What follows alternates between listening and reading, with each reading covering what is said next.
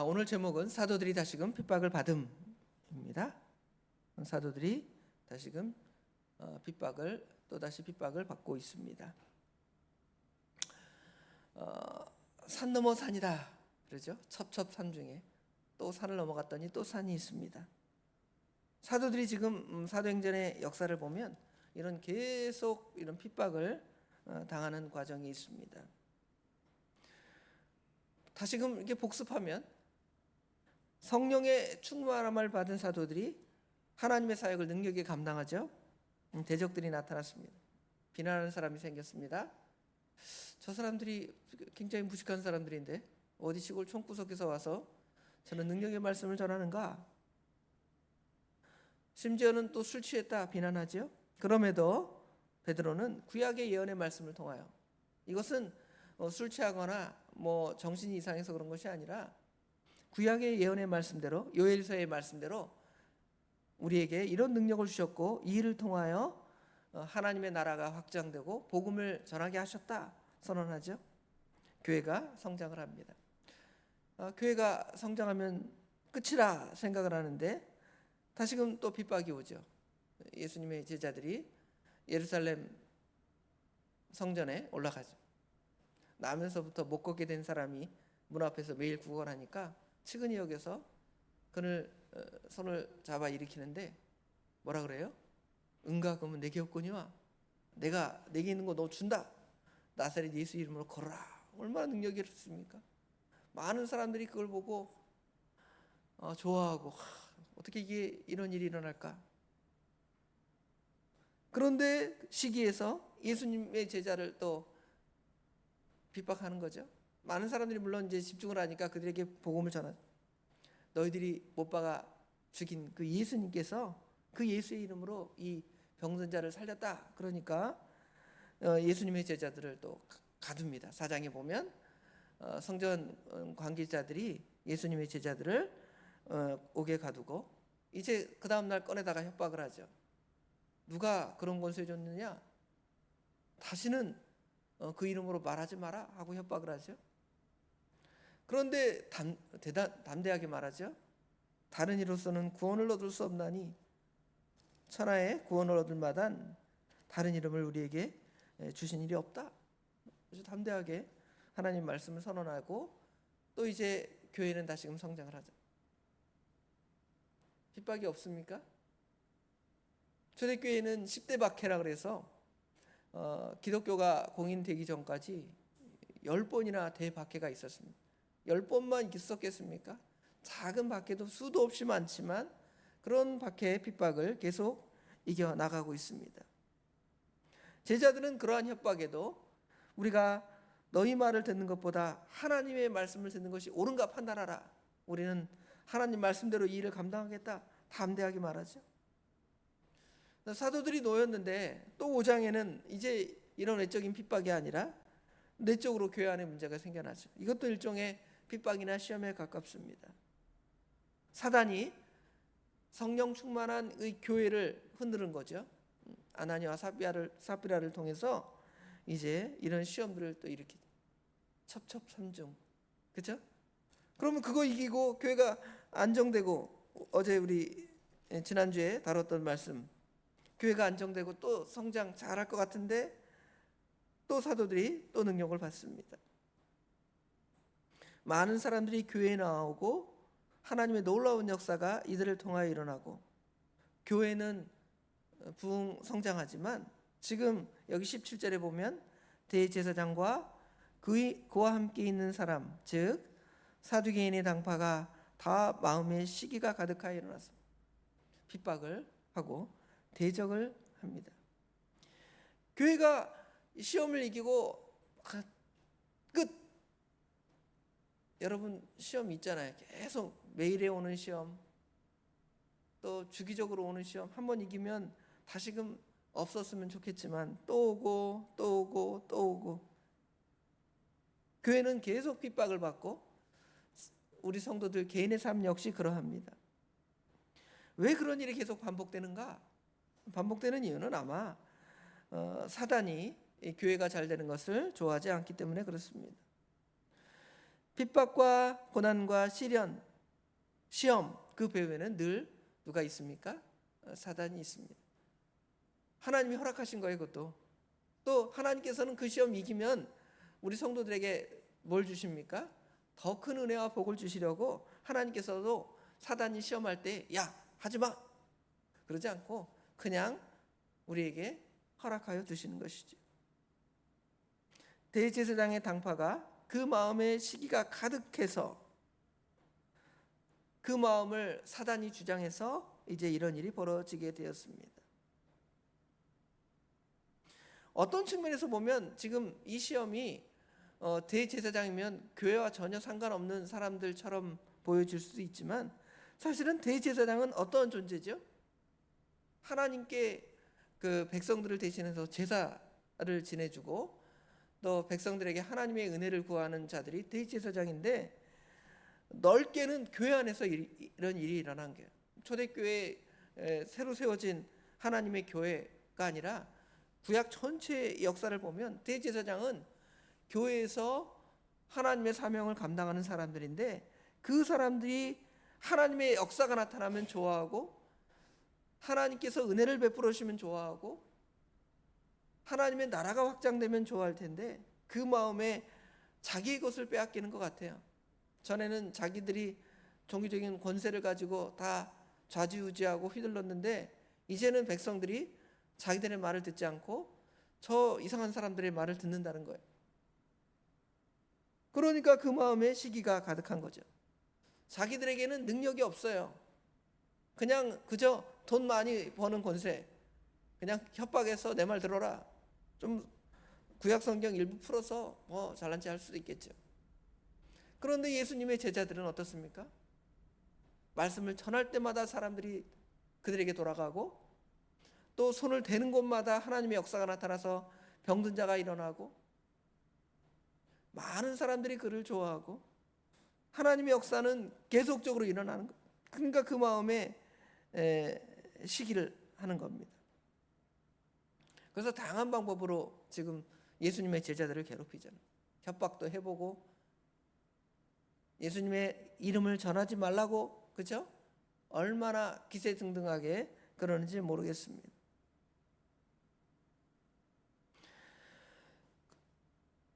그런데 이제 봅시다.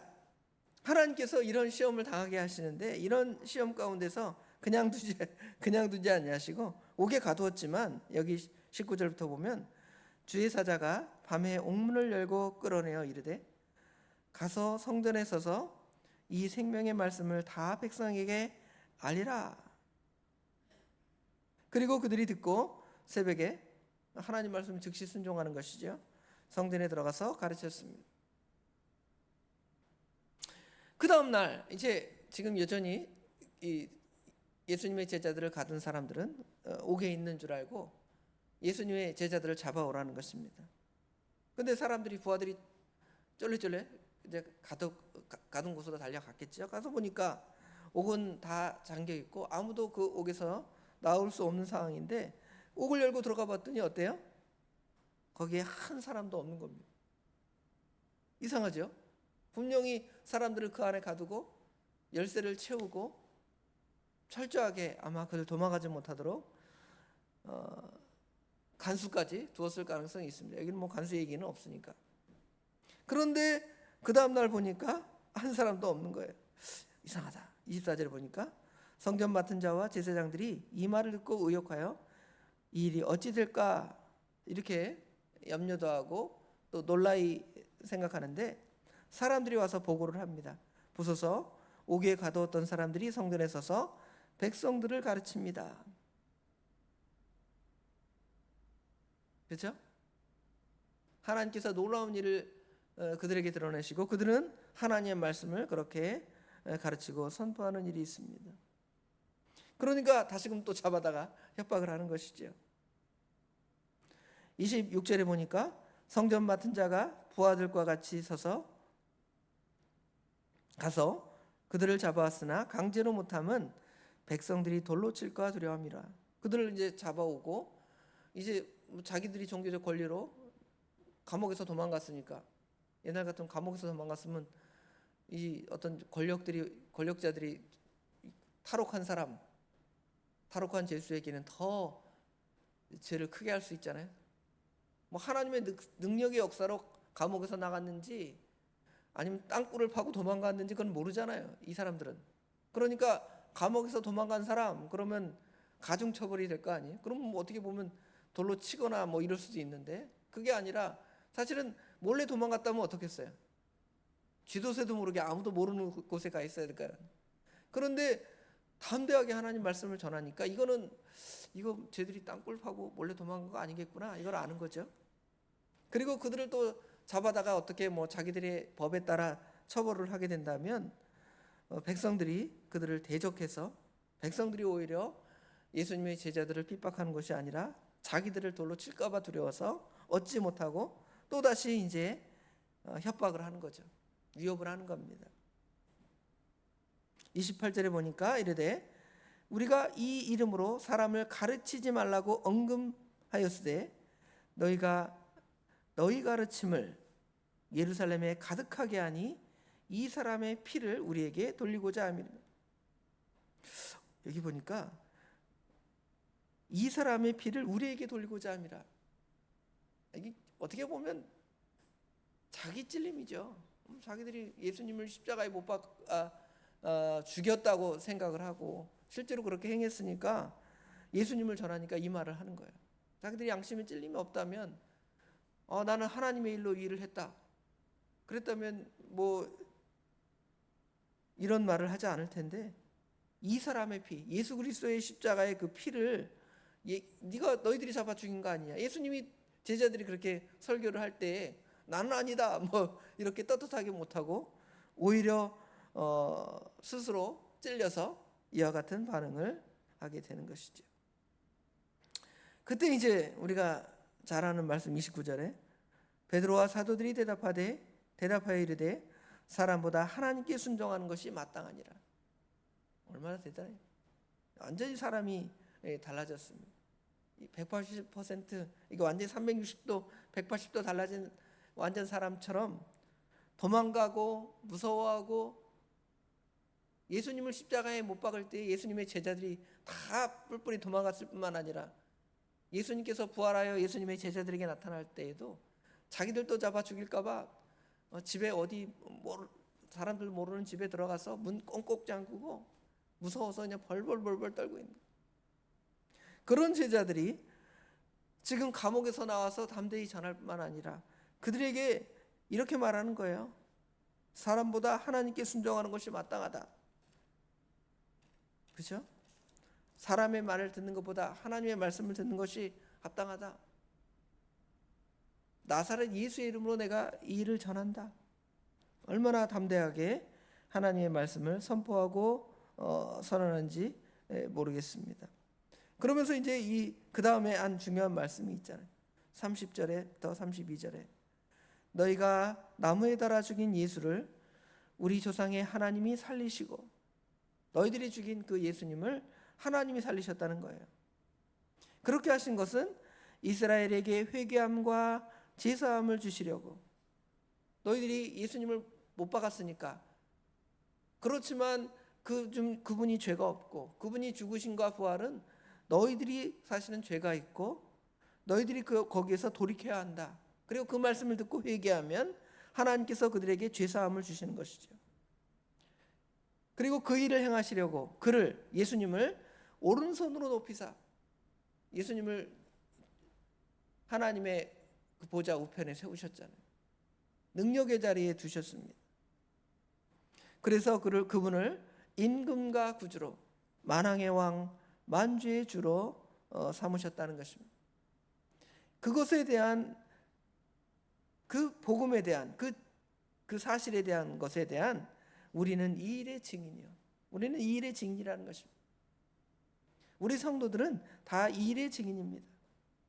하나님이 자기에게 순종하는 자들에게 주신 성령도 그러하니라. 우리는 이 일의 증인일 뿐만 아니라 이 일의 증인인 우리에게 성령을 주셔서 성령께서 우리에게 그 일을 행하도록 힘과 능력을 덧입혀 주셨다는 거예요. 얼마나 담대하게 하나님의 말씀을 선포하고 전하는지 모르겠습니다.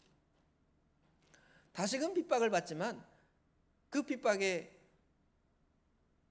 그것이 진리가 아니고 그것이 진짜 생명의 역사가 아니라면 다 찌그러지고 없어지고 사라지는 것입니다. 세상에 어떤 대단한 운동, 능력, 종교도 이런 어떤 핍박이 오면 다 박해받으면 약해지는 수밖에 없습니다. 그런데 예수 그리스도의 그 복음은 생명의 말씀이기 때문에 그 생명의 말씀을 우리가 안전할 수 없고 그 증인자로서 우리가 사명을 안 감당할 수 없다는 거잖아요. 20절에 보면 가서 성전에 서서 이 생명의 말씀을 다 백성에게 말하라. 생명의 말씀 살려나가는 것이고 다 죽이려 하지만 결국은 살아날 수 있는 거예요.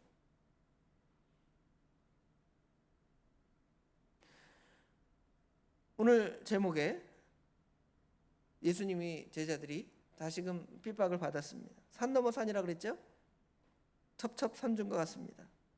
고린도후서 4장 8절에 우리가 사방으로 우겨쌈을 당하고 답답한 일을 당해도 우리가 쌓이거나 낙심하지 않는 것은, 우리가 7전8기가 되는 것은, 이길 수 있는 것은 그 능력이 생기는 것이 우리 가운데 있어서 내가 오기를 가지고 오뚜기처럼 억지로 서는 것이 아니라 우리 안에 항상 예수의 죽음을 몸에 짊어졌을 뿐만 아니라 예수의 생명이 또한 우리에게 나타나기 때문이라 그랬어요.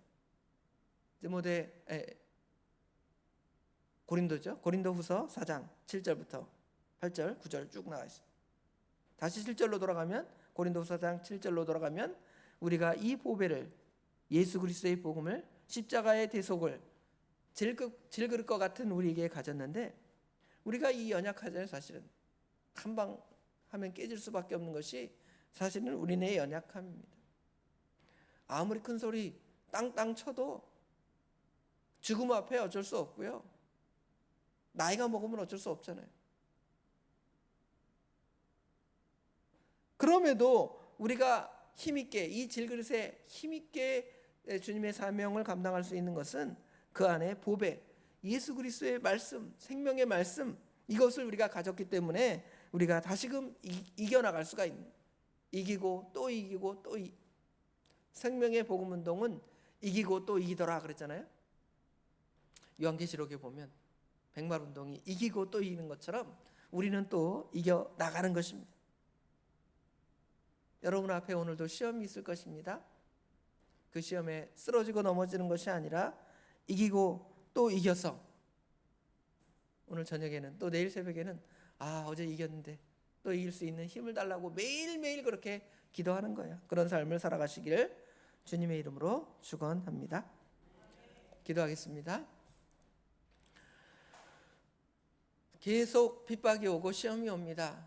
어떻게 보면 한두 번이라면 좋겠지만 계속 오는 시험 때문에 넘어지고 좌절하고 뒤로 물러서고 이제는 안 되겠다 하는 것이 세상의 이치이고 보통의 사람들의 생각이지만 이 복음 전파의 역사는, 예수님의 증언자의 사역은 이러한 핍박이 와도 넘어지지 않고 쓰러지지 않는 것은 우리 안에 정말 생명의 역사, 능력이 있기 때문이고, 또 우리가 이 일을 감당하는 것이 아니라 성령 하나님께서 친히 우리 가운데 임하셔서 또 행하셔서 그 일을 그렇게 감당케 하신 거 감사합니다.